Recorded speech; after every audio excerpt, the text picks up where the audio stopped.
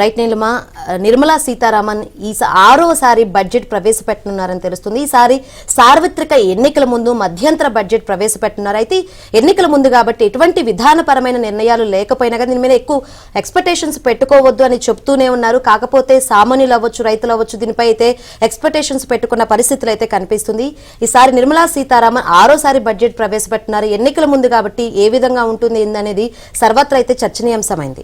అంతేకాకుండా ఇది చివరి బడ్జెట్ కూడా. సో దీనిపైన చాలా మంది కూడా ఎన్నో ఆశలు పెట్టుకున్నారు. చూద్దాం. సార్వత్రిక ఎన్నికల నేపథ్యంలో గురువారం కేంద్ర ఆర్థిక మంత్రి నిర్మలా సీతారామన్ మోదీ 2.0 ప్రభుత్వ చివరి బడ్జెట్ ను లోక్సభలో ప్రవేశపెట్టనున్నారు. ఆర్థిక మంత్రిగా వరుసగా 6వసారి నిర్మలా బడ్జెట్ ను ప్రవేశపెడుతున్నారు. ప్రస్తుత లోక్సభకు ఇదే చివరి బడ్జెట్ అయినందువల్ల ఎలాంటి ప్రకటనలు వెలువడతాయి అన్న దానిపై సర్వత్రా ఆసక్తి నెలకొంది. అన్ని రంగాల వారు ఆశావాహ దృక్పథంతో బడ్జెట్ వైపు చూస్తున్నారు. ఈ క్రమంలో పలు స్టార్టప్లు కూడా కొన్ని అంశాలలో తమకు మేలు జరుగుతోంది అన్న ఆశలు ఉన్నాయి.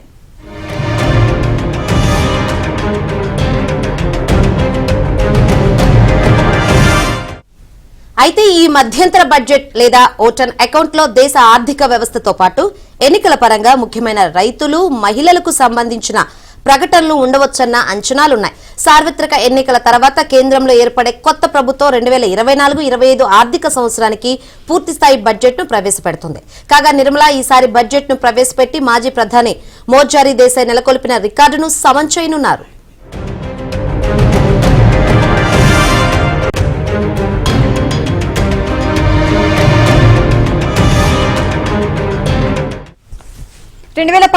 జూలై నుంచి 5 సార్లు పూర్తి స్థాయి బడ్జెట్ ను నిర్మలా ప్రవేశపెట్టారు. గురువారం ప్రవేశపెట్టే మధ్యంతర బడ్జెట్ తో ఆమె వరుసగా 5 సార్లు బడ్జెట్ ను ప్రవేశపెట్టిన గత ఆర్థిక మంత్రులు మన్మోహన్ సింగ్, అరుణ్ జైట్లీ, పి చిదంబరం, యశ్వంత్ సిన్హాల రికార్డులను అధిగమించనున్నారు. మొరార్జీ దేశాయ్ 1959-1964 మధ్య ఆర్థిక మంత్రిగా 5 వార్షిక బడ్జెట్లు, ఒక మధ్యంతర బడ్జెట్ ను ప్రవేశపెట్టారు. మొత్తంగా ఆయన 10 బడ్జెట్లను ప్రవేశపెట్టారు.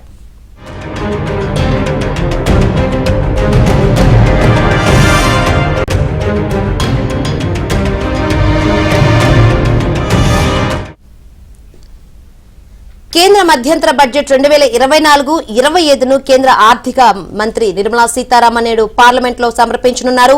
ఉదయం 11 గంటలకు ఆమె మధ్యంతర బడ్జెట్ ప్రవేశపెట్టనున్నారు. కేంద్ర ఆర్థిక శాఖ ఈసారి కూడా డిజిటల్ రూపంలో బడ్జెట్ కాపీని అందుబాటులోకి తీసుకురానుంది.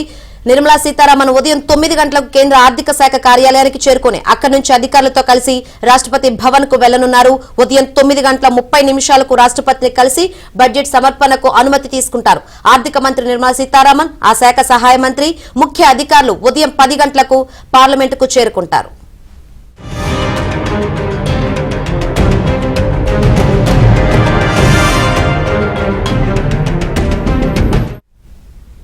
బడ్జెట్ సమర్పణకు ముందు ఉదయం 10:30 పార్లమెంట్ ఆవరణలో కేంద్ర కేబినెట్ భేటీ కానుంది. మధ్యంతర బడ్జెట్ కు కేబినెట్ ఆమోదం తెలపనుంది. ఇక్కడే మధ్యంతర బడ్జెట్ ను కేబినెట్ ఆమోదం తెలపనుంది. అనంతరం ఉదయం 11 గంటల నుంచి లోక్సభలో నిర్మలా సీతారామన్ బడ్జెట్ ను ప్రవేశపెడతారు.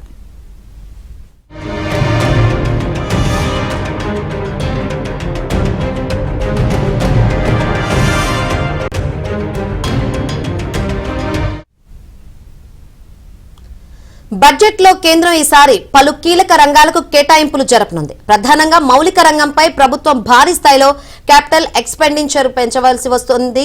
అయితే రైల్వే శాఖకు ఈసారి 2.5 నుంచి 3 లక్షల కోట్ల రూపాయల కేటాయింపు ఉండొచ్చని అంచనాలు వేస్తున్నారు.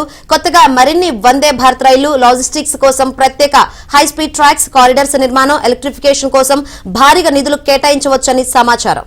ఇదే అంశానికి సంబంధించి మరింత సమాచారాన్ని మా ఢిల్లీ బ్యూరో చీఫ్ కృష్ణాని అడిగి తెలుసుకుందాం. కృష్ణ, కేంద్రం ప్రవేశపెట్టబోయే ఈ చివరి బడ్జెట్ ఏ విధంగా ఉండబోతోంది? నీలిమ 2024-25 ఆర్థిక సంవత్సరానికి గాను బడ్జెట్ కు రంగం సిద్ధమైంది. కేంద్ర ఆర్థిక మంత్రి నిర్మలా సీతారామన్ ఈ రోజు ఉదయం 11 గంటలకు పార్లమెంట్ లో ప్రవేశపెట్టబోతున్నారు. అయితే ఇది మధ్యంతర బడ్జెటే కాబట్టి పూర్తి స్థాయిలో ఇది ఉండకపోవచ్చు. కానీ సార్వత్రిక ఎన్నికలు జరుగుతున్న నేపథ్యంలో ఈ యొక్క తాత్కాలిక బడ్జెట్ లో ఏమైనా మధ్యతరగతి ప్రజలకు లేకపోతే ఎన్నికలను దృష్టిలో ఉంచుకొని ఏమైనా తాయిలాలు ప్రకటిస్తారా? ఎన్నికల తర్వాత కొత్త సర్కారు పూర్తి స్థాయి పద్ధతిని తీసుకొస్తుంది కాబట్టి అందులో ఏమైనా తీసుకొస్తామని చెప్తారా అన్నది కూడా చూడాల్సి ఉంటుంది.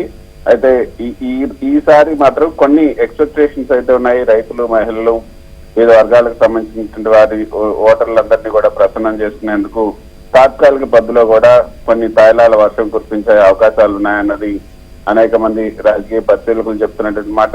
2047 కల్లా కూడా వికసిత భారత్ గా అభివృద్ధి చెందినటువంటి భారత్ అభివృద్ధి చెందాలని లక్ష్యాన్ని పెట్టుకున్నటువంటి ప్రధాని మోదీ, మరోపక్క హ్యాట్రిక్ ప్రధాని కావాలనుకుంటున్నటువంటి మోదీ మౌలిక వసతుల కల్పనపై, మూలధన వ్యయం పెంపుపై, వీటన్నిటిపై కూడా ఈసారి భారీగా పెట్టుబడులు పెట్టే అవకాశం ఉంది. అదేవిధంగా మోదీ ప్రభుత్వానికి ఇదే చివరి పద్దు. ఎన్నికలలో తమ సర్కార్ సాధించినటువంటి విజయాలను కూడా తెలియజేస్తూ ఇకపైన దేశాన్ని ఎలా ముందుకు తీసుకెళ్లాలన్న దానిపై కూడా ఒక వివరణాత్మకమైనటువంటి ఒక ప్రణాళికను కూడా ఇందులో ప్రవేశపెట్టే అవకాశం ఉంది. మధ్యంతర పద్ధతితో ప్రధానంగా రైతులను ఆకట్టుకునేందుకు మోదీ ఈసారి ప్రయత్నించే అవకాశం ఉంది. 2019లో అప్పుడున్నటువంటి తాత్కాలిక ఆర్థిక శాఖ మంత్రిగా పనిచేసినటువంటి పీయూష్ గోయల్ ఈ యొక్క పిఎం కిసాన్ పథకాన్ని కూడా ప్రవేశపెట్టారు, అదే ఇంటరిం బడ్జెట్ లోనే. అదేవిధంగా ఈసారి ఆ గతంలో ఇంటరిం బడ్జెట్ లో ప్రవేశపెట్టినటువంటి పిఎం కిసాన్ పథకాన్ని ఈసారి కూడా ఇంటరిం బడ్జెట్ లోనే దాని యొక్క పెట్టుబడి సాయం, ఏదైతే రైతులకు అందిస్తున్నటువంటి పెట్టుబడి సాయాన్ని 6 నుంచి 9,000కు పెంచాలని కూడా కేంద్ర ప్రభుత్వం భావిస్తున్నట్టుగా తెలుస్తుంది. ఇక ఆయుష్మాన్ భారత్ కింద ప్రస్తుతం కల్పిస్తున్నటువంటి 5 లక్షల బీమా, ఏదైతే ఆరోగ్య బీమా కవరేజ్ ఉందో దాన్ని 10 లక్షలకు పెంచుతూ ప్రకటన కూడా ఉండే అవకాశం ఉంది.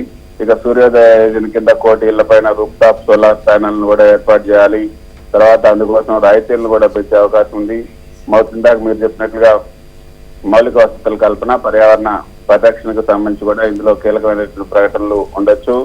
ఎన్నికల వేళ ప్రజలను ఆకర్షించుకునేందుకు పెట్రోల్, డీజిల్, వంట గ్యాస్ సిలిండరు వీటి ధరలు కూడా కొంచెం తగ్గించే అవకాశం ఉన్నట్లుగా తెలుస్తుంది. సో మరి ఈ రోజు ఎవరిపైన కన్ను చూపుతారు, ఎవరిపైన పన్నులు వేస్తారన్నది కూడా చూడాలి. పన్ను భారాన్ని కూడా కొంత తగ్గించాలని వేతన జీవులు కోరుతున్నారు. మరి వారిపైన ఏమైనా కన్ను చూపిస్తారా లేదన్నది కూడా చూడాల్సి ఉంటుంది. మొత్తానికైతే కొంత ఉత్కంఠత అయితే నెలకొనుందనే చెప్పొచ్చు.